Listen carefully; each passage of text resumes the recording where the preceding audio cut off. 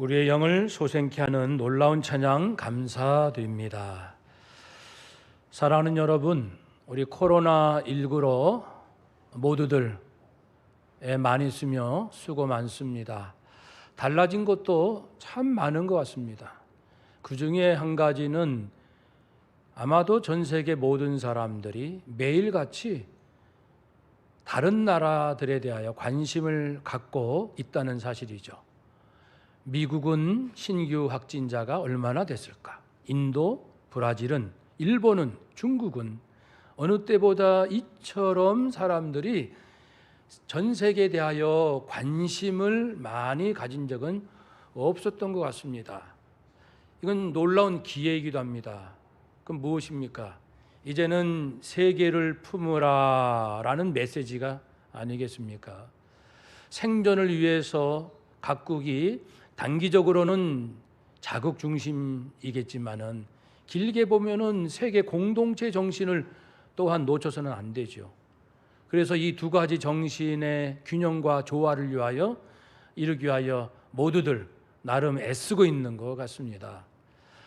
사실 기독교인들에게는 인류를 품는 것은 매우 익숙하죠. 왜냐하면 하나님께서 아브라함을 부르신 이후부터 온 인류를 구원하시고자 하는 그 하나님의 원대한 꿈을 말씀해 주셨고 역사 가운데 이루어 오셨기 때문에 그렇습니다. 그래서 우리 교회도 여러 나라에 선교를 하고 있습니다. 그 중에 또 특별히 의미 있는 것은 우리와 원수지간인 일본, 그 일본을 미워하기보다는 그리스도의 사랑으로 일본 사람들의 영혼 구원과 또 성도들과의 아름다운 그 교제를 위하여 오추교회와 교제하고 있습니다. 얼마 전에도 우에다 목사님과 통화하며 오추교회도 평소에 2분대 한부도 일러서 3부 예배로 드리고 평소보다 한 60% 성도님들이 출석을 하신다고 이야기를 나누었습니다. 서로 격려하고 위로하고 중보기도를 또 나누는 시간이 있었습니다. 사랑하는 여러분, 하나님은 본래 온 인류가 늘 아버지의 자녀들 아니었습니까? 구원해야 할 대상 아니었습니까? 아버지의 마음은 늘 그랬습니다. 그래서 이제 그 요나에게도 말씀을 하셨잖아요. 이스라엘을 괴롭혔던 아수르 제국, 그 수도 니느웨, 거기에 왕과 백성들이 하나님 앞에 범죄함으로 멸망의 위기에 있자 요나야 그들에게 가서 회개하라고 촉구하렴. 나는 그들이 구원받기 원한다. 그러나 요나 선지자는 어땠습니까?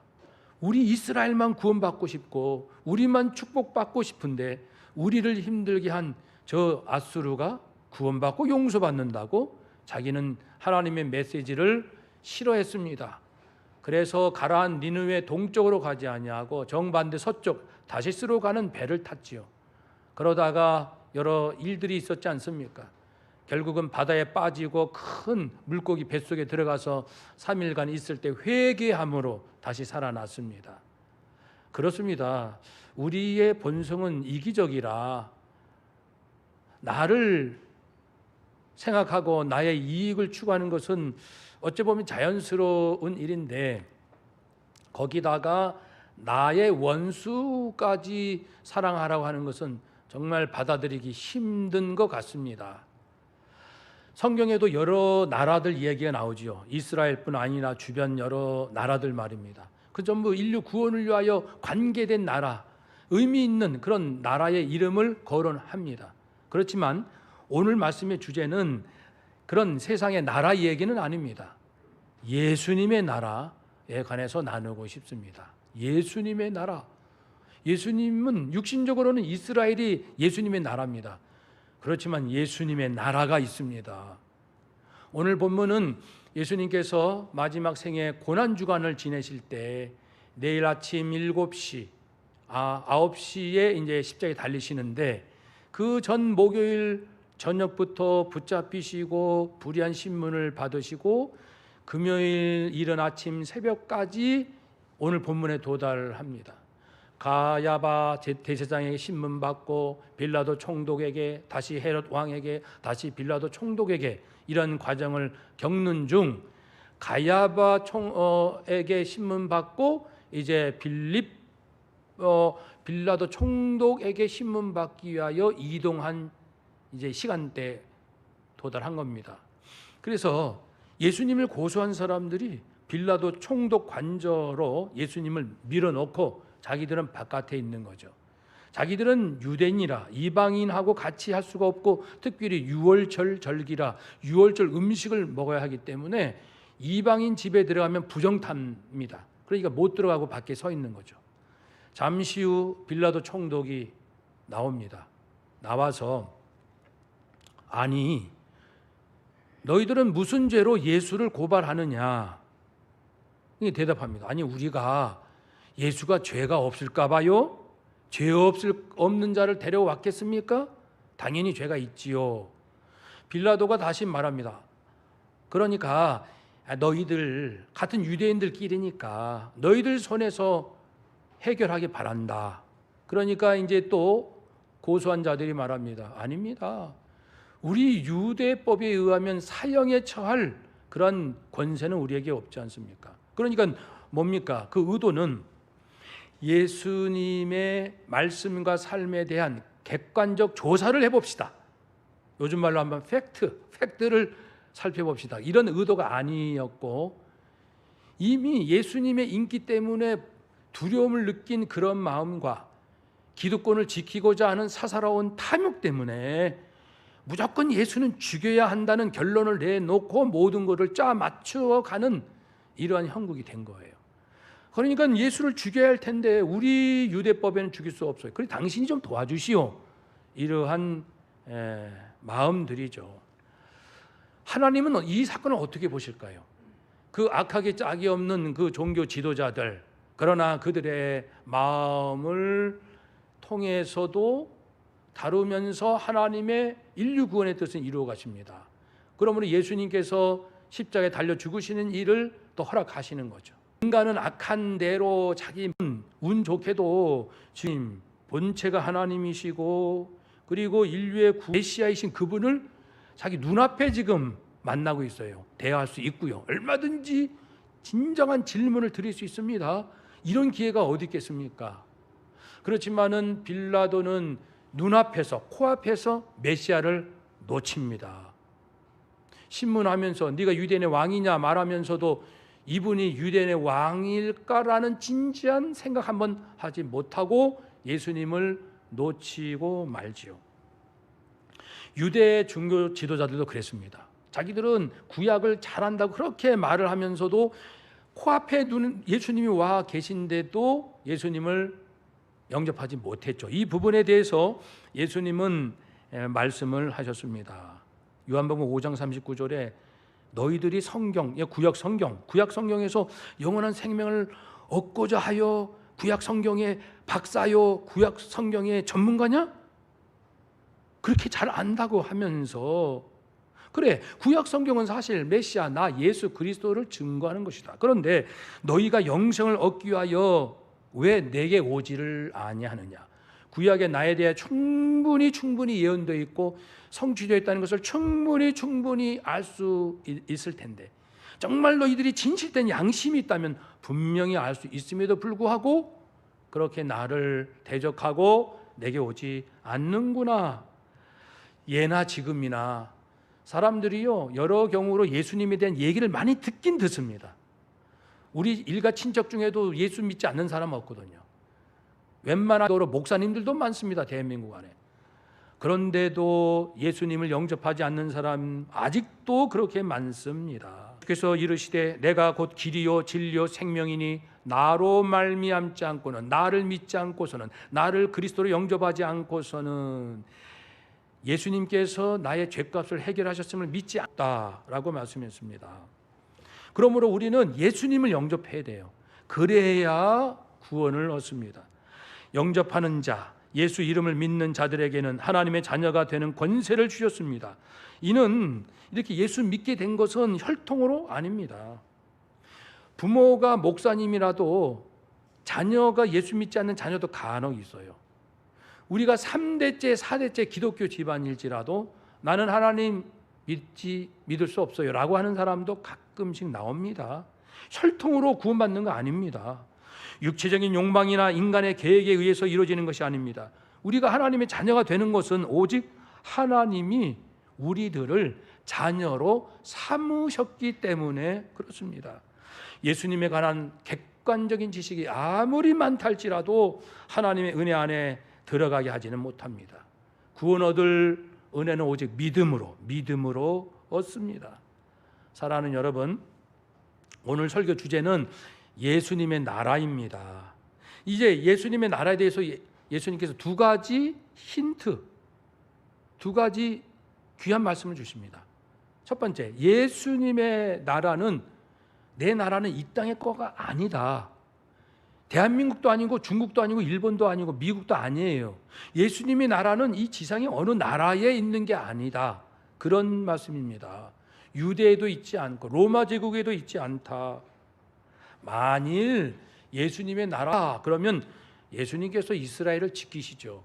단번에 로마 제국으로부터 독립시키시는, 그러나 정치적 메시아가 아닙니다. 예수님이 원하시면은 부하 종들이, 예수님의 종들이 예수님이 붙잡히게 하지도 않게 하실 거라고 했습니다. 다른 말씀에 있는 것처럼 12군단, 한 군단은 6,000명, 7만 2천 명의 천사를 당장이라도 부를 수 있다. 저는 언제나 그 말씀을 묵상하면 막 힘이 납니다.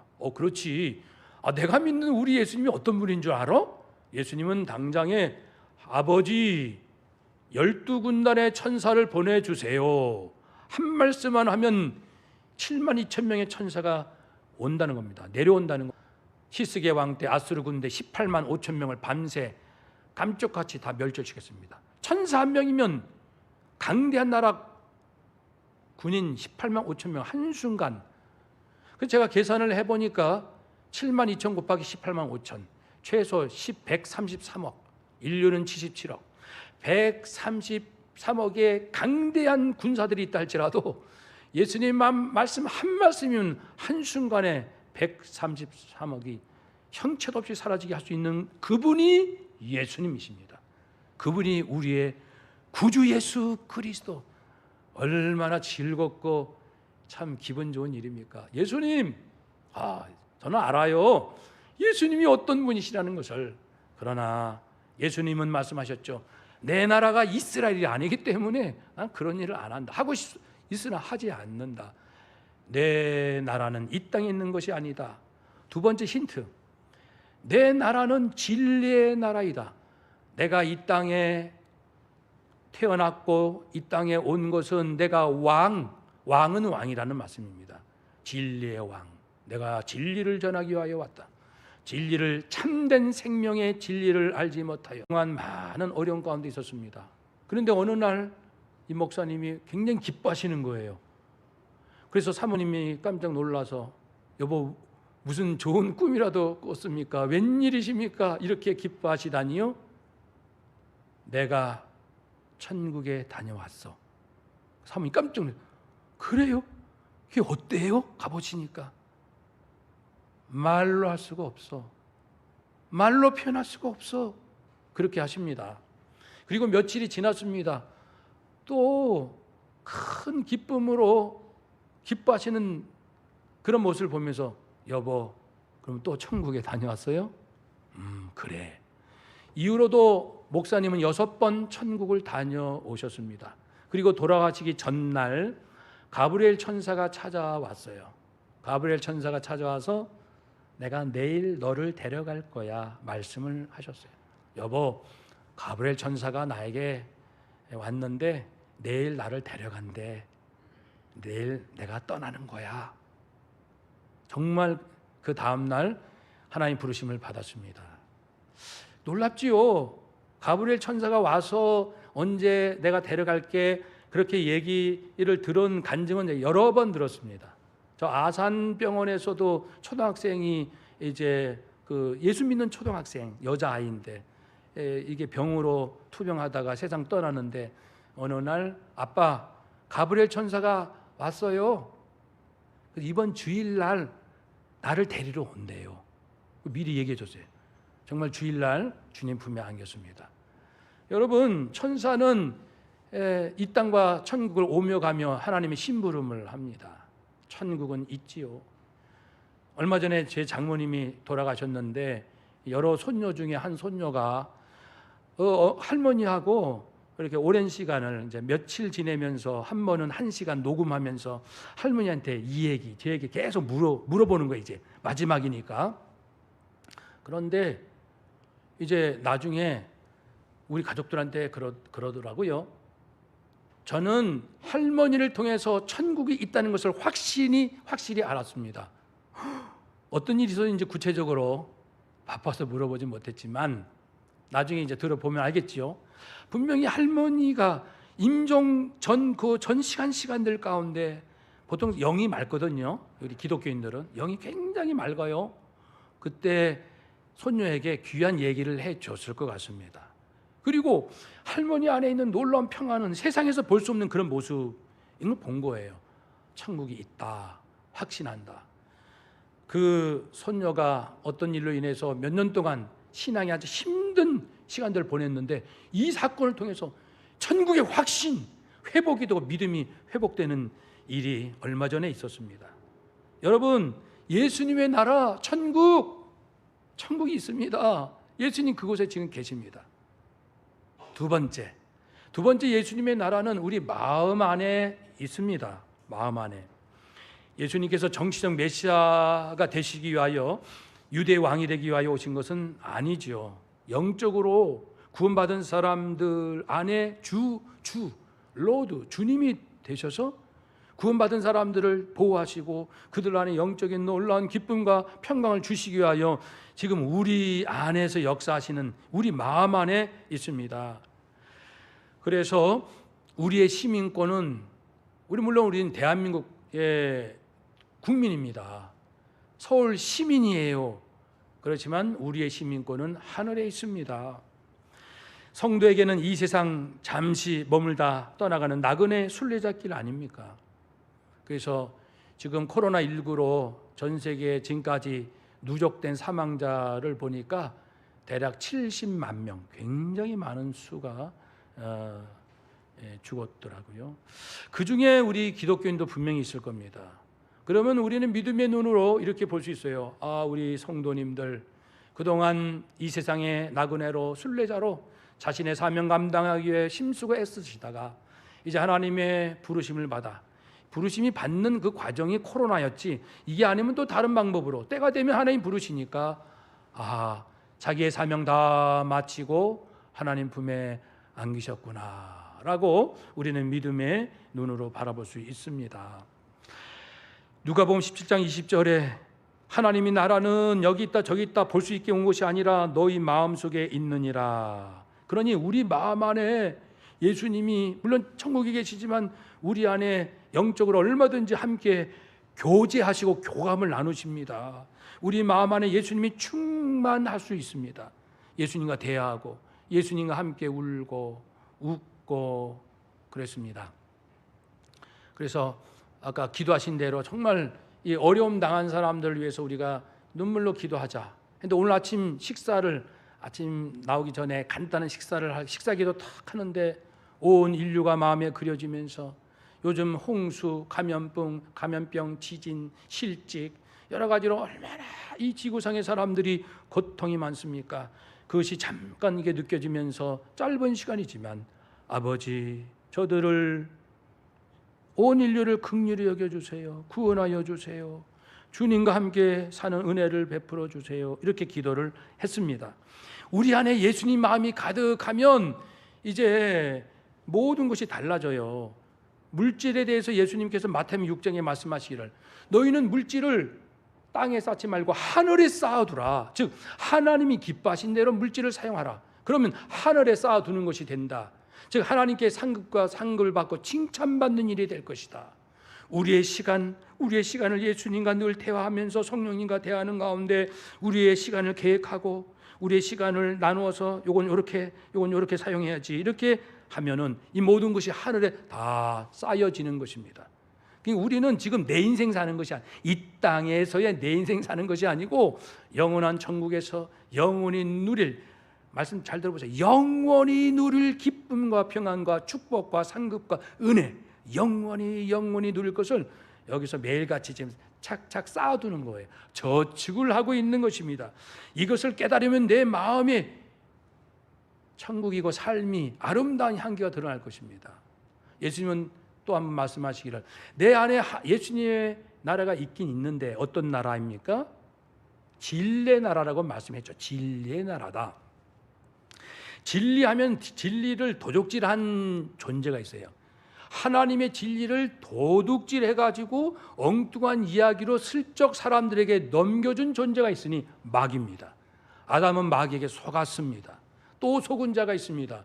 종교 당시, 예수님 당시 유대 종교 지도자들, 그들은 마귀에 또 속았습니다. 그래서 이 부분에 대해서 예수님은 아주 명쾌하게 말씀하십니다. 대충이 아니에요. 명쾌하게. 유대 종교 지도자들에 대해서 명확하게 이렇게 말씀했습니다. 너희는 마귀의 자식들이다. 그래서 너희는 너희 아비인 마귀의 욕망대로 하려고 하는구나. 마귀는 처음부터 살인자였고 진리 쪽에 서본 적이 없다. 마귀는 처음부터 진리 쪽에 서본 적도 없다. 그에게는 진리가 없기 때문이다. 그는 거짓말을 할 때마다 제 본성을 드러낸다. 그는 정녕 거짓말쟁이이며 거짓말의 아비이기 때문입니다. 너희들은 마귀의 자녀다. 당시에 무소불위의 권력을 휘둘렀던 이러한 지도자들에게 너희는 마귀의 자식이다. 그러니 그들이 받은 충격은 이루 말할 수 없었을 거예요. 사랑하는 여러분, 예수님은 성자 하나님이십니다. 전지전능하십니다. 모든 것을 창조하시고 보존하시고 유지하시고 마지막 날 하나님의 거룩하신 뜻대로 심판하실 분이십니다. 예수님의 하나님의 영원한 능력과 신성이 유지되도록 지금도 계속 말씀으로 모든 것을 다스리십니다.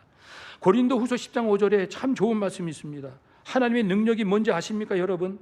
하나님의 능력을 원하시죠? 하나님의 능력 이런 것입니다. 그것이 하나님의 능력이다. 어떠한 잘못된 생각이나 계략이라 할지라도 그것들을 사로잡아 누구에게? 그리스도에게 복종시키는 분이 하나님이시다. 인간의 모든 지식을 예수 그리스도 앞에 복종시키는 그런 일을 하나님이 하고 계셔요.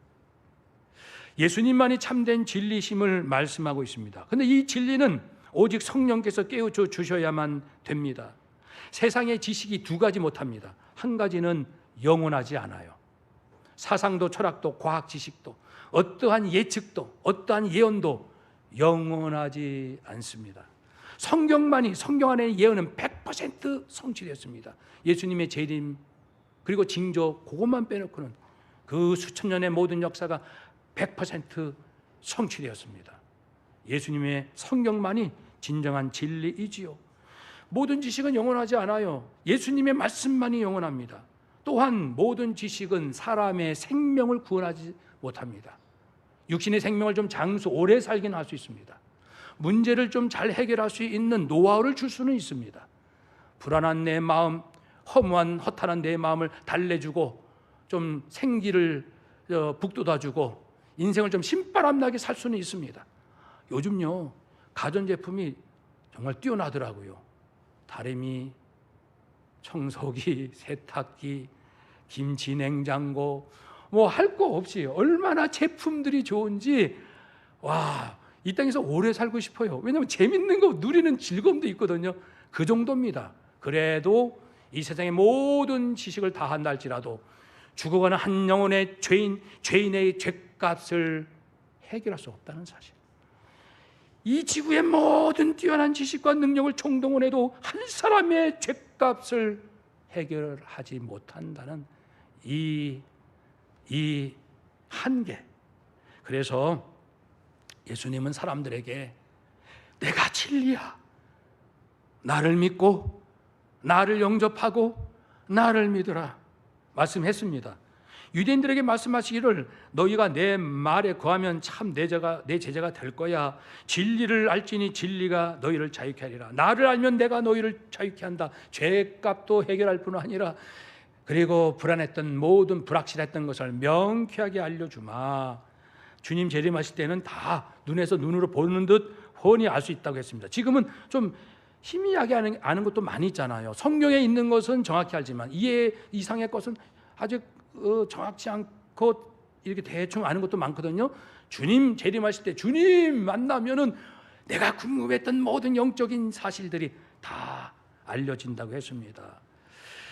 그래서 고린도전서 2장 13절에서 말씀하시기를 바울은 이런 모든 놀라운 것들은 사람의 지혜로 가르치는 말이 아닙니다. 오직 성령의 가르치신 것으로 된 것이죠. 신령한 일은 신령한 일로만, 신령한 일은 신령한 것으로만 분별이 됩니다. 성령 받아야 하나님 압니다.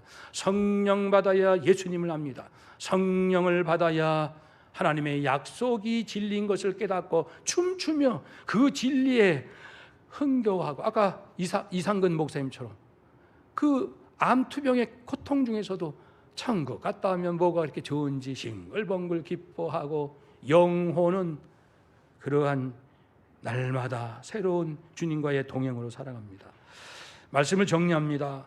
지금 코로나19로 전 세계는 자국 중심과 세계 공동체라는 두 가지 이 정신 사이에서 지금 균형과 조화를 이루려고 애를 쓰고 있습니다.